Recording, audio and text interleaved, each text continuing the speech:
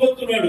యోబు చాలా కోల్పోయాడు, బిడ్డలు కోల్పోయాడు, గొడ్లు కోల్పోయాడు, అది గాడిదలు కోల్పోయాడు, తన స్నేహితులను కోల్పోయాడు, అందరినీ కోల్పోయాడు యోబు.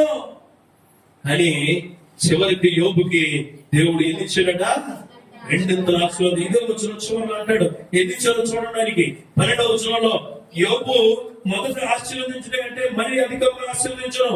అతనికి 14,000 గొర్రెలు, ఇంతకుముందు 7,000 ఉంటాయి. ఎంతుండే? 7,000 ఉంటాయి. డబల్ చేసాడు ఆయన, 14,000. చూడండి, గాడిదలు చూడండి, 14,000 గొర్రెలు, 6,000 ఒంటెలు. ఇంతకుముందు ఎంత ఉన్నాయి? 3,000 ఒంటెలు ఉన్నాయి. మీరు మొదట చూసుకుంటూ ఉంటాం దాంట్లో. ఇప్పుడు నేను చెప్పమాకండి. తర్వాత చూడండి, 1000 జతల ఎడ్లు, 1000 ఆడగాడిదలు. దేవుడికి స్తోత్రం కలుగు. నువ్వు ఎవరి కొరకైతే ఫలవంతమైన ప్రార్థన చేస్తున్నారో ఫలాలు నీకు ఇవ్వబోతున్నాడు దేవుడికి.